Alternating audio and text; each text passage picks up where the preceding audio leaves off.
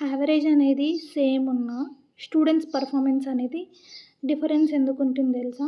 Suppose student A marks 70, 70, 70, 70, student B marks 40, 60, 80, 100.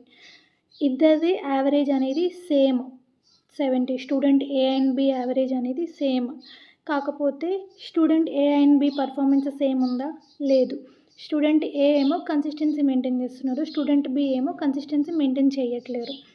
So average అనేది same ఉన్నా కూడా ఈ డేటాలో మనకి స్ప్రెడ్ వేరియేషన్ అనేది ఉంది. ఈ డేటాకి మనకి వేరియేషన్ ఉంది కదా. స్ప్రెడ్ ఆర్ వేరియేషన్ని మెజర్ చేయడాన్ని మెజర్స్ ఆఫ్ డిస్పర్షన్ అని అంటాం. ఇక్కడ డెఫినేషన్ చూడొచ్చు. Dispersion is also known as spread refers to the amount of variation or change of data points in a data sheet. It measures how spread out or disperse the data is from the central tendency. Central tendency అంటే యావరేజ్లో నుంచి data అనేది ఎంత spread అయింది అని చెప్పి measure చేయడాన్ని measures of dispersion అని అంటాం. ఇక్కడ ఎగ్జాంపుల్ చూడొచ్చు. డేటా 1లో మనకి 4 to 6 ఈ మధ్యలో డిస్టెన్స్ ఎంత ఉంది? 2.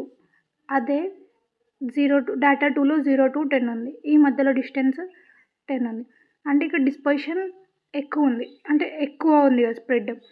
ఇక్కడ తక్కువ ఉంది డిస్పర్షన్. 4 నుంచి 6 మధ్యలో డిస్టెన్స్ 2a, అంటే స్ప్రెడ్ తక్కువ ఉంది, సో డిస్పర్షన్ తక్కువ ఉంది. ఇక్కడ స్ప్రెడ్ ఎక్కువ ఉంది, డిస్పర్షన్ ఎక్కువ ఉంది. నెక్స్ట్ టైప్స్ ఆఫ్ డిస్పర్షన్ అంటే డేటా ఎక్కువ స్ప్రెడ్ అయిపోయింది అనుకోండి, డిస్పర్షన్ ఎక్కువ ఉంటుంది, అది హై డిస్పర్షన్. డేటా తక్కువ స్ప్రెడ్ అయింది అనుకో, అది లో డిస్పర్షన్. 2 టైప్స్, హై డిస్పర్షన్ ఒకటి, లో డిస్పర్షన్. డేటా ఎక్కువ స్ప్రెడ్ అయితే హై డిస్పర్షన్, డేటా తక్కువ స్ప్రెడ్ అయితే లో డిస్పర్షన్. ఇక్కడ కాజెస్ అండ్ యూజెస్ ఉన్నాయి, ఒకసారి రీడ్ అవుట్ చేసుకోండి. Next topic range. So range అంటే ఇది highest value minus lowest value, అంటే difference between highest value and lowest value. Suppose 1, 2, 3, 4, 5 ఉన్నాయి. హైయెస్ట్ వాల్యూ ఏంటిది? 5. Lowest value 1. ఇవి రెండింటి మధ్యలో డిఫరెన్స్ 4 కదా. ఈ 4 అనేది మనకి రేంజ్ అవుతుంది. స్ప్రెడ్ ఎంత ఉంది అంటే 4 ఉంది. ఇక్కడ ఎగ్జాంపుల్ చూడొచ్చు. స్టూడెంట్ ఏకి 70, 70, 70, 70 వచ్చినాయి. అంటే హైయెస్ట్ వాల్యూ ఎంత? 70. లోయెస్ట్ వాల్యూ ఎంత? 70. 0. అంటే ఇక్కడ స్ప్రెడ్ మనకి తక్కువ ఉంది. సో ఇంకొక ఎగ్జాంపుల్ చూడొచ్చు. అదే స్టూడెంట్ బికి 40, 60, 80, 100 వచ్చినాయి మార్క్స్. అంటే highest value 100, lowest value 40, so 60. అంటే ఇక్కడ స్ప్రెడ్ అనేది ఎక్కువ ఉంది. ఇక్కడ కేసులో స్టూడెంట్ ఏ కేసులో మనకి స్ప్రెడ్ 0 వచ్చింది కాబట్టి స్ప్రెడ్ తక్కువ ఉంది. ఇక్కడ 60 వచ్చింది కాబట్టి స్ప్రెడ్ ఎక్కువ ఉంది. సో రేంజ్ అంటే ఏం లేదు, హైయెస్ట్ వాల్యూలో నుంచి లోయెస్ట్ వాల్యూని మనం మైనస్ చేయాలి, అది అప్పుడు మనకి రేంజ్ వస్తుంది. సో ఇక్కడ ఇండివిజువల్ సిరీస్ ప్రాబ్లం చూద్దాము. Calculate the range and coefficient of range of the following. Range formula మనకు తెలుసు. What is coefficient of range? ఇది coefficient of range formula. Highest value minus lowest value divided by highest value plus lowest value. ఇక్కడ మనకి X ఇచ్చినారు. Individual సిరీస్లో just X ఒకటే ఉంటుంది కదా. సో 8.3, 9.6, 12.3, 10.2, 11.3, 9.6, 13.2, 10.1, 9.7, 8.6. దీంట్లో మనకి highest value 13.2. So H is equals to 13.2.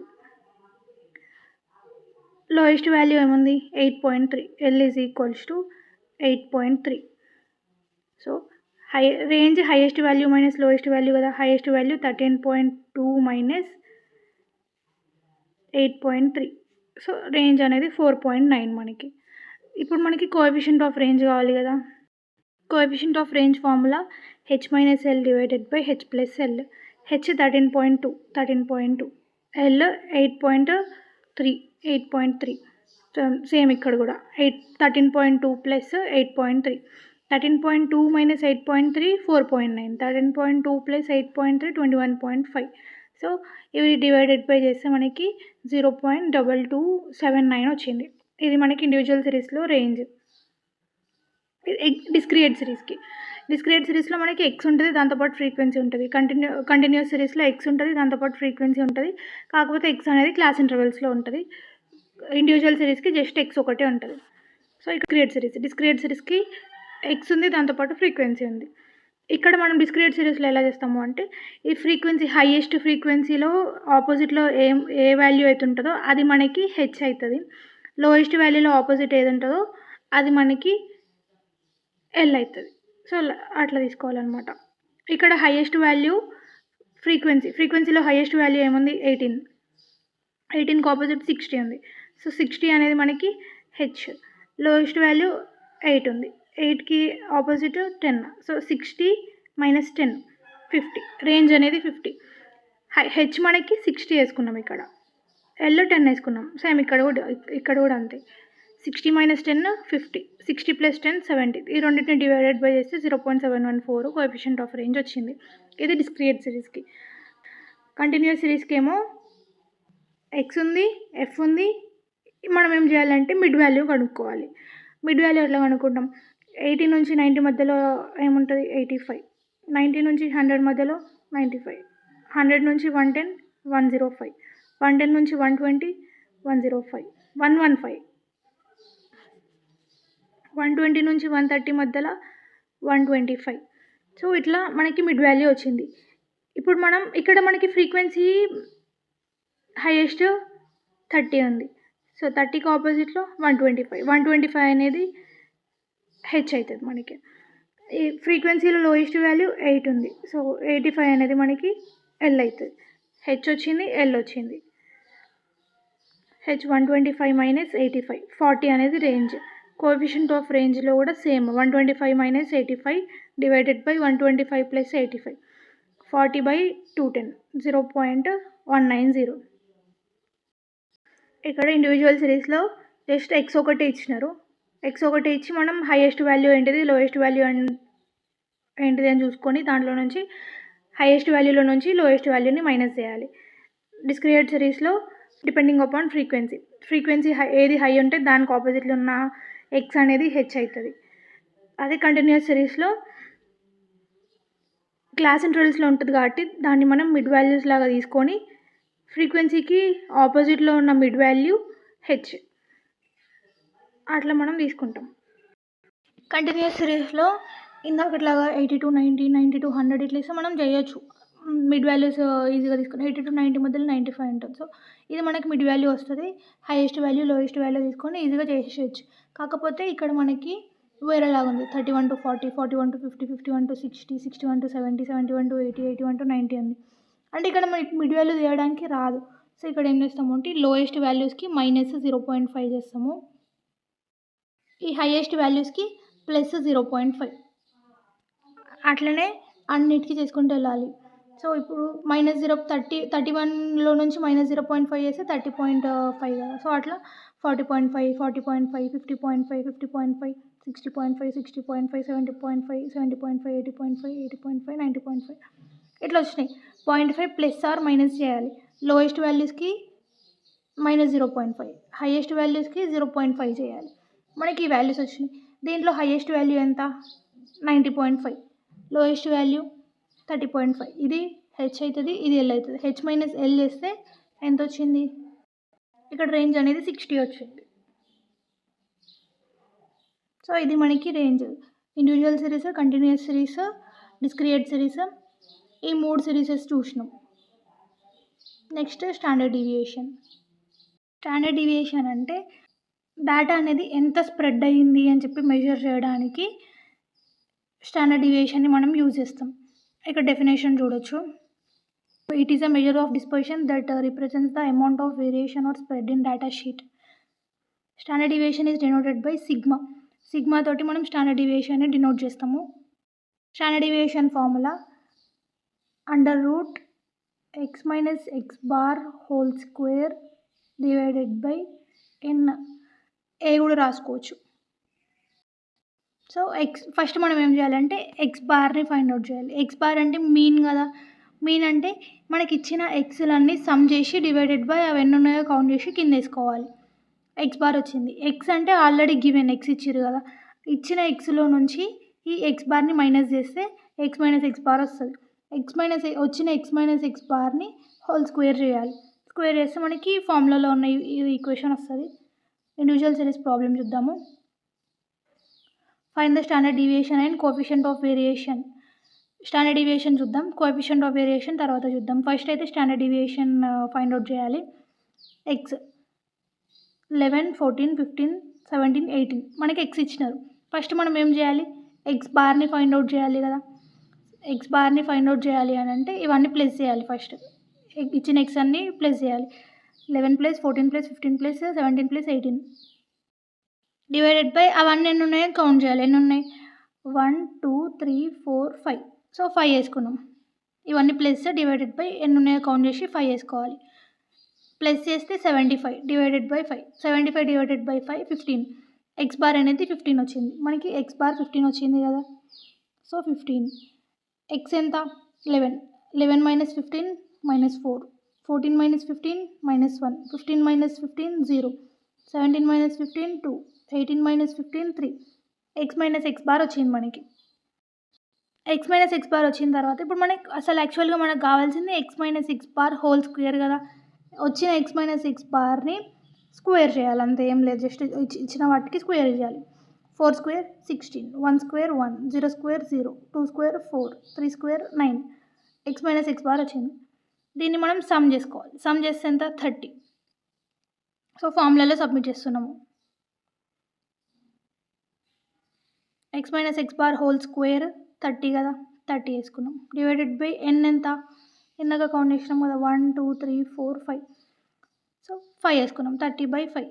30/5 5 1s 5 6. So 6 మనకి. √6. √6 ఏమవుతుంది, 2.449. సో 2.45 అనేది స్టాండర్డ్ డీవియేషన్ మనకి. ఫార్ములాలో యాక్చువల్గా అయితే సమ్ ఉంటుంది అనమాట. Some of X minus X bar whole square. ఇక్కడ నేను రాయలేదు, మర్చిపోయినా. ఇది మనకి స్టాండర్డ్ డీవియేషన్. ఏం లేదు, ఫస్ట్ ఎక్స్ బార్ని ఫైండ్ అవుట్ చేయాలి.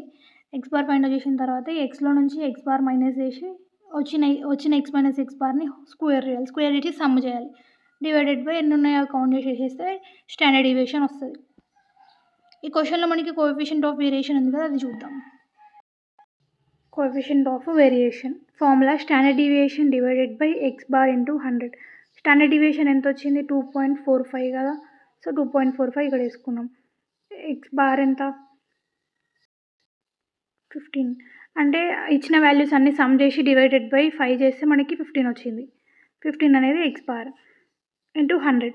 ఫస్ట్ 2.45 డివైడెడ్ బై 15 చేస్తే మనకి నెక్స్ట్ స్టాండర్డ్ డీవియేషన్కి discrete series formula sum of F into X minus X bar whole square divided by sum of F minus 1. ఇది మనకి ఎక్స్, ఇది ఎఫ్. సో మనకి ఏం కావాలి, కింద సమ్ ఆఫ్ ఎఫ్. ఇవి ఎఫ్ అన్నిటినీ సమ్ చేయాలి. కింద పార్ట్ అయిపోయింది. ఇప్పుడు అప్పర్ పార్ట్లో sum of F into X minus X bar whole square. X బార్ని ఫైండ్ అవుట్ చేసి ఎక్స్లో నుంచి ఎక్స్ బార్ మైనస్ చేస్తే ఎక్స్ మైనస్ ఎక్స్ బార్ వస్తుంది. ఈ వచ్చిన ఎక్స్ మైనస్ ఎక్స్ బార్ని హోల్ స్క్వేర్ చేయాలి. స్క్వేర్ చేసినాక ఫ్రీక్వెన్సీ తోటి X minus X bar whole స్క్వేర్ని మల్టిప్లై చేయాలి. అంతే. ఒకసారి చూద్దాము ప్రాబ్లంలో.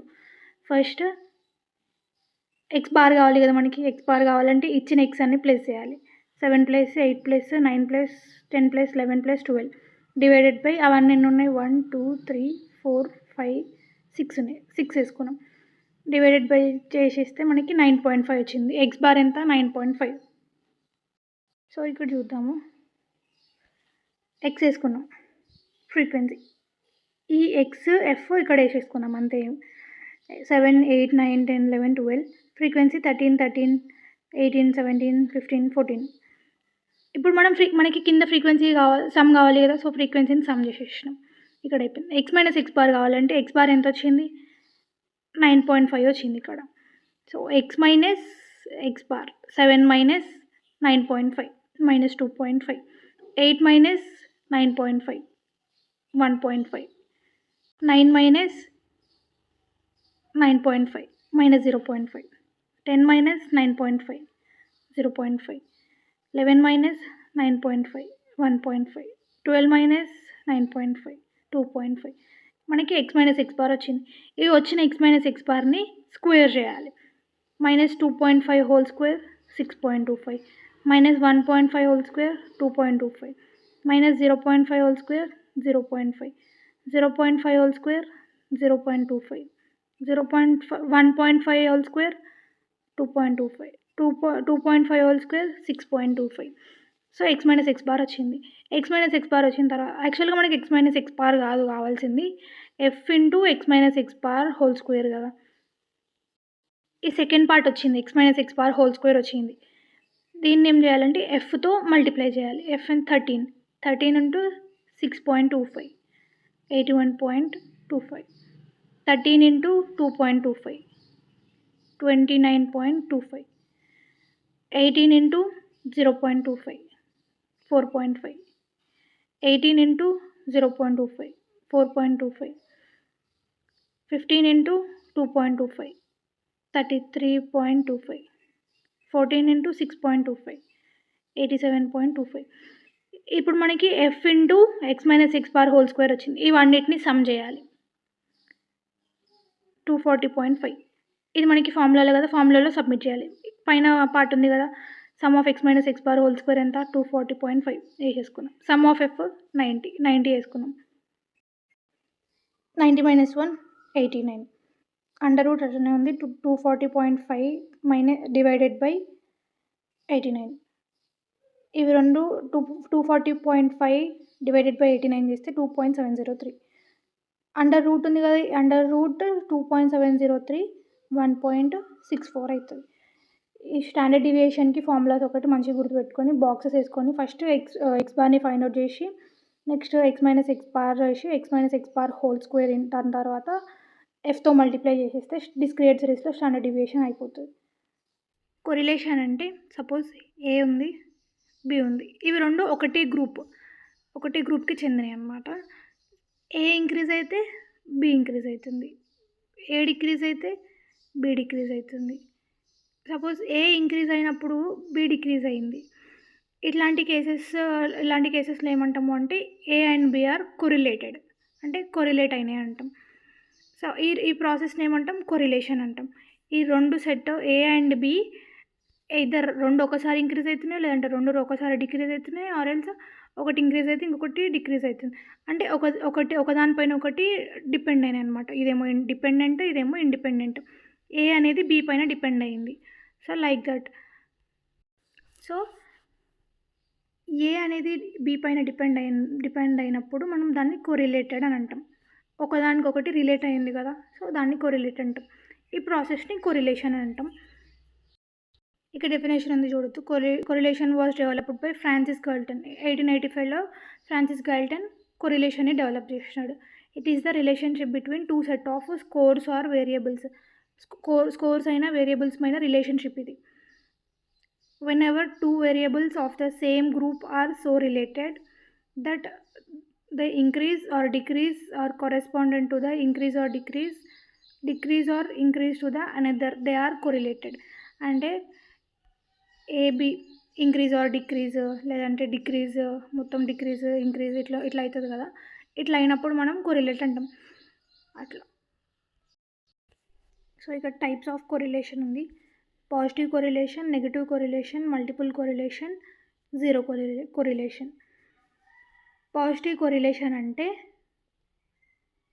ఎక్స్ వై, ఎక్స్ ఇంక్రీజ్ అయితే వై కూడా ఇంక్రీజ్ అవుతుంది. ఇది పాజిటివ్ కొరిలేషన్. ఏం లేదు, ఎక్స్ పైన వై అనేది డిపెండ్ అయ్యింది, అట్లా ఎక్స్ ఇంక్రీజ్ అయితే వై ఇంక్రీజ్ అవుతుంది. Next negative correlation. Negative correlation అంటే ఎక్స్ ఇంక్రీజ్ అవుతుంది బట్ వై డిక్రీజ్ అవుతుంది. పాజిటివ్లో రెండు ఇంక్రీజ్ అవుతాయి, నెగిటివ్లో ఎక్స్ ఇంక్రీజ్ అయితే వై డిక్రీజ్ అవుతుంది. మల్టిపుల్ కొరిలేషన్లో ఇప్పుడు పాజిటివ్ నెగిటివ్లో ఎక్స్ వై రెండే ఉన్నాయి. మల్టిపుల్ కొరిలేషన్లో X Y Z 3 or 4 types of variables ఉంటాయి. వీటి మధ్యలో రిలేషన్షిప్ ఉంటుంది. దీన్ని మనం మల్టిపుల్ కొరిలేషన్ అంటాం. జీరో కొరిలేషన్ అంటే అసలుకి ఎక్స్కి వైకి అసలు ఏం రిలేషన్షిప్ ఉండదు.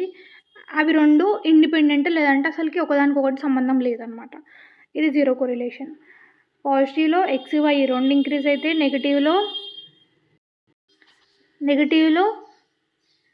ఎక్స్ ఇంక్రీజ్ అవుతుంది, కాకపోతే వై అనేది డిక్రీజ్ అవుతుంది. మల్టిపుల్లో 3 టైప్స్ ఆఫ్ వేరియబుల్స్. జీరో కోరిలేషన్లో అసలుకి ఎక్స్కి వైకి అసలు ఏం సంబంధం ఉండదు, వెయిట్ అంతలాగా ఉంటాయి. Uses: it helps to determine the validity test. Validity టెస్ట్లో ఇది యూజ్ అవుతుంది. రిలయబిలిటీ టెస్ట్లో indicates nature of the relationship between two variables మధ్యలో రిలేషన్షిప్ ఎట్లుంది అని చెప్పి తెలుసుకోవడానికి కొరిలేషన్ అనేది యూజ్ అవుతుంది. Karl Pearson coefficient of correlation formula ఇది sigma is equals to sum of X minus X bar into Y minus Y bar divided by under root sum of X minus X bar whole square into Y minus Y bar whole square. First మనం X బార్ని Y బార్ని find out చేయాలి. ఇచ్చిన ఎక్స్ని వైని sum చేసి divided by అవన్నీ ఉన్నాయో కౌంట్ చేస్తే మనకి ఎక్స్ బార్ వస్తుంది, వై బార్ వస్తుంది. దాని తర్వాత ఎక్స్లో నుంచి ఎక్స్ మైనస్ ఎక్స్ బార్ని మైనస్ చేయాలి, వైలో నుంచి వై మైనస్ వై బార్ని మైనస్ చేయాలి. అప్పుడు X minus X bar Y minus Y bar వస్తుంది. సో దీన్ని మనం స్క్వేర్ చేసుకోవాలి. ఎక్స్ మైనస్ ఎక్స్ బార్ని స్క్వేర్ చేయాలి, వై మైనస్ వై బార్ని స్క్వేర్ చేయాలి. అప్పుడు X minus X bar whole square, Y minus Y bar whole square వస్తాయి. ఇప్పుడు మనమేమో ఈ X minus X bar into Y minus Y bar ఇవి రెండింటిని మల్టిప్లై చేస్తే ఈ అప్పర్ పార్ట్ వస్తుంది. సో చూద్దాం. ఎక్స్ ఇచ్చినారు, వై ఇచ్చినారు. ఎక్స్ 65, 66, 67, 67, 68, 69, 70, 72. వై 67, 68, 64, 68, 72, 70, 69, 70. ఇప్పుడు మనకి ఎక్స్ మైనస్ ఎక్స్ బార్ కావాలి కదా. సో ఎక్స్ అన్ని సమ్ చేస్తే 546. Some of X 546 divided by ఇవన్నీ ఉన్నాయి 1 2 3 4 5 6 7 8. So 8. 546 divided by 8 68.25. So X minus X bar కోసం ఎక్స్ మైనస్ ఎక్స్ బార్లో ఎక్స్ బార్ వచ్చింది. ఎక్స్ మైనస్ ఎక్స్ బార్ మొత్తం కంప్లీట్గా కావాలి. ఇప్పుడు మనకి ఎక్స్ 65 మైనస్ ఈ X bar 66 minus X bar 6.25 కదా. సో ఈ ఎక్స్లో నుంచి ఎక్స్ బార్ని మైనస్ చేస్తే మనకి ఈ వాల్యూస్ వచ్చినాయి, X minus X bar values వచ్చినాయి. సేమ్ వై మైనస్ వై బార్కి కూడా ఈ వై అన్ని ప్లస్ చేయాలి. 548 డివైడెడ్ బై 8 ఎక్స్ బార్ కావాలి అంటే. సో డివైడెడ్ బై 8 చేస్తే మనకి 68.5 వచ్చింది. ఈ వై మైనస్ వై బార్ ఎంత 68.5. సో 67 మైనస్ 68.5 అట్లా చేసుకుంటూ ఇట్లా అన్నీ వెళ్తే మనకి ఈ వాల్యూస్ వచ్చినాయి, Y minus Y bar values వచ్చినాయి. X minus X bar Y minus Y bar వచ్చింది. ఇప్పుడు X minus X bar Y minus Y bar కావాలి కాబట్టి ఇవి రెండింటిని మల్టిప్లై చేస్తాం. X minus X bar into Y minus Y bar ఇవి రెండు మల్టిప్లై చేస్తే 4.875. ఇవి రెండు చేస్తే 1.125. ఇవి రెండు చేస్తే 5.625. ఇవి రెండు చేస్తే 0.625. ఇవి రెండు ఇంటూ చేస్తే 0.875. ఇవి రెండు ఇంటూ చేస్తే 125. ఇవి రెండు చేస్తే 1.375. ఇవి రెండు మల్టిప్లై చేస్తే 7.125. మనకి అప్పర్ పార్ట్ వచ్చింది. X minus X bar into Y minus Y bar వచ్చింది. మనకి ఇప్పుడు X minus X bar whole square కావాలి.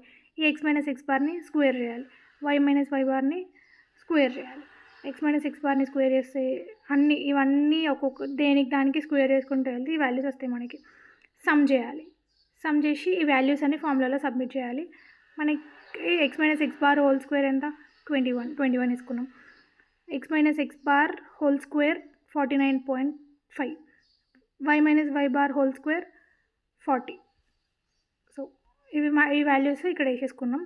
21కి 21 49.5 ఇంటూ 40 1980. Under root 1980 44.49. ఇవి రెండు డివైడెడ్ బై చేస్తే 0.472. ఇది మనకి Karl Pearson coefficient of correlation. Formula గుర్తుపెట్టుకొని ఈ X minus X bar first X బార్ని ఫైండ్ అవుట్ చేయాలి. దాని తర్వాత ఎక్స్ మైనస్ ఎక్స్ బార్ చేయాలి, వై బార్ ఫైండ్ అవుట్ చేయాలి, వై మైనస్ వై బార్ చేయాలి, నెక్స్ట్ హోల్ స్క్వేర్ చేయాలి. హోల్ స్క్వేర్ చేసుకొని ఈ వాల్యూస్ అన్ని ఫార్ములాలో సబ్మిట్ చేసేస్తే Karl Pearson of coefficient of correlation వస్తుంది. ఈ వాల్యూ మనకి 0.472 వచ్చింది. నెక్స్ట్ మల్టిపుల్ కొరిలేషన్ అంటే 3 వేరియబుల్స్ మధ్య రిలేషన్షిప్. అంటే సపోజ్ మనకి ఎక్స్ డిపెండెంట్ ఉందనుకోండి, వైజెడ్ ఇండిపెండెంట్, వై డిపెండెంట్ ఉందనుకో జెడ్ఎక్స్ డిపెండెంట్, జెడ్ డిపెండెంట్ ఉందనుకో ఎక్స్వై ఇండిపెండెంట్. ఇట్లా ఈ రిలేషన్షిప్ ఉంటుందా, ఈ రిలేషన్షిప్ని మెజర్ చేయడాన్ని మనం మల్టిపుల్ కొరిలేషన్ అంటాం. ఈ ఫార్ములాస్ ఉన్నాయి. జెడ్ డిపెండెంట్ అయితే ఇది ఫార్ములా, వై డిపెండెంట్ అయితే ఇది ఫార్ములా, ఎక్స్ డిపెండెంట్ అయితే ఇది ఫార్ములాస్ ఒకసారి చూసుకోండి. మల్టిపుల్ కొరిలేషన్ ఫార్ములా ఇది. ఫార్ములా చాలా పెద్ద ఉంటుంది, కాకపోతే ప్రాబ్లం ఈజీ ఉంటుంది. Sigma is equals to sum of dx into dy minus sum of dx into sum of dy divided by N. ఇది కూడా under root sum of dx square minus sum of dx square divided by N, under root sum of dy square minus sum of dy square divided by N. First మనం dx DY find out చేయాలి, దాని తర్వాత వాటిని some చేయాలి. Next dx into DY చేయాలి. ఈ డిఎక్స్ని square చేయాలి, డివైని స్క్వేర్ చేయాలి. డిఎక్స్ని స్క్వేర్ డివైని స్క్వేర్ మల్టిప్లై చేస్తాం. కాకపోతే వాట్ ఈజ్ డిఎక్స్ డివై అంటే DX is equals to X minus A, DY is equals to X minus B. AB, what is AB అంటే ఇక్కడ చూద్దాం ప్రాబ్లంలో. మెజర్మెంట్ ఆఫ్ సెంట్రల్ టెండెన్సీలో చూసినాం కదా, లైక్ దట్ అనమాట. డిఎక్స్ ఇది ఏ అవుతుంది, ఇది బి. అంటే మిడ్ వాల్యూ, ఎక్స్లో మిడ్ వాల్యూ డిఎక్స్ అవుతుంది, వైలో మిడ్ వాల్యూ డివై అవుతుంది. ఎక్స్ మైనస్ ఏ కావాలి కదా మనకి, ఏ వచ్చింది మిడ్ వాల్యూ. ఎక్స్లో నుంచి ఏ మైనస్ చేస్తే -2, 4 minus 4 0, 4 minus 4 0, 7 minus 4 3, 5 minus 4 1. So ఇప్పుడు మనకి ఇక్కడ డిఎక్స్ వచ్చింది. వచ్చిన డిఎక్స్ని సమ్ చేసుకోవాలి. 2 మనకి సమ్ కావాలి కదా, ఇక్కడ సమ్ కావాలి కదా, సో సమ్ చేసినాం. వైలో mid value B, X minus B కదా. 8 minus 5 3, 8 minus 5 3, 5 minus 5 0, 6 minus 1, 6 minus 5 1, 2 minus 5 -3. Dy వచ్చింది. డివై సమ్ చేస్తే 4, ఇది వచ్చింది. ఇప్పుడు మనకి ఇది వచ్చింది, సమ్ ఆఫ్ డిఎక్స్ వచ్చింది, సమ్ ఆఫ్ డివై వచ్చింది. డిఎక్స్ ఇంటూ డివై కావాలి కదా, ఈ డిఎక్స్ని డివైని మల్టిప్లై చేద్దాం. -2 into -3 -6, 0 into 3 0, 0 into 0 0, 3 into 1 3, 1 into -3 -3. DX into DY వచ్చింది, దీన్ని మనం సమ్ చేసుకోవాలి. Sum of dx into DY. ఈ అప్పర్ పార్ట్స్ వచ్చేసినాయి. ఇప్పుడు మనకి కింద parts DX whole square, sum of dx square కావాలి కదా. So sum of dx square అంటే ఈ డిఎక్స్ని స్క్వేర్ చేయాలి. DX square -2 square 4, 0 square 0, 0 square 0, 3 square 9, 1 square 1. Dx square వచ్చింది, దీన్ని మనం సమ్ చేసుకున్నాం. నెక్స్ట్ డివై స్క్వేర్, ఈ డివైని స్క్వేర్ చేయాలి. 3 square 9, 3 square 9, 0 square 0, 1 square 1, 3 square 9. So DY square వచ్చింది, వీటిని సమ్ చేస్తే 28 వచ్చింది. ఇప్పుడు మనకి ఫార్ములాలో ఇచ్చిన అన్ని వాల్యూస్ వచ్చేసినాయి. ఈ డిఎక్స్ వచ్చింది, డిఎక్స్ ఎంత 14, DX square 14, DY square 28, DX into DY -6, sum of DX 2, sum of DY 4. ఈ వాల్యూస్ అన్ని ఇక్కడ సబ్మిట్ చేసుకున్నాం. 6, 2 ఇంటూ 4/5, 14 మైనస్ 4/5, 28 మైనస్ 16/5. ఇక్కడ 2 స్క్వేర్ 4, 4 స్క్వేర్ 16, డిఎక్స్ 2 కదా, 2 స్క్వేర్ 4, డివై అంటే 4, 4 స్క్వేర్ 16. 6కి 6 వేసుకున్నాం. 2 ఇంటూ 4, 4 2 8, 8/5 1.6. ఈ మైనస్కి మైనస్ వేసుకున్నాం. 14కి 14, 4/5 0.8, 16/5 3.2, -6 -1.5, మైనస్ ఉంది కాబట్టి ప్లస్ అవుతుంది, సో -7.6. 14 minus 0.8 13.2, 28 minus 3.2 24.8. సో ఇవే values. Under root 13.2 3.63, under root 24.8 4.979, ఇక్కడ వాల్యూస్ వచ్చినాయి, వీటిని మల్టిప్లై చేయాలి. ఇవి రెండింటిని 3.63 ఇంటూ 4.979 మల్టిప్లై చేస్తే 18.07 వచ్చింది. ఇవి డివైడెడ్ బై చేస్తే 0.4205. మనం 0.42 లాగా కూడా రాసుకోవచ్చు. ఇక్కడితోటి మనకి యూనిట్ 1 అనేది అయిపోయింది. ఈరోజు వీడియోలో మనం measures of dispersion, range, standard deviation, pharmaceutical problems కూడా చూసినాం. కొరిలేషన్ అంటే ఏంటిది, curls Pearson coefficient of correlation, multiple correlation, దాంతోపాటు ఫార్మాస్యూటికల్ ఎగ్జాంపుల్స్. ఇక్కడితోటి మనకి యూనిట్ 1 అయిపోయింది. Introduction, measures of central tendency, measures of dispersion, correlation. ఈ నోట్స్ కావాలి అని అంటే డిస్క్రిప్షన్లో మీకు టెలిగ్రామ్ ఛానల్ లింక్ ప్రొవైడ్ చేస్తాను. మీరు దాంట్లో జాయిన్ అయ్యి నోట్స్ డౌన్లోడ్ చేసుకోవచ్చు. నెక్స్ట్ మనం రిగ్రెషన్ని స్టార్ట్ చేద్దాం, యూనిట్ 2. ఒకవేళ మీకు ఇది హెల్ప్ అయితే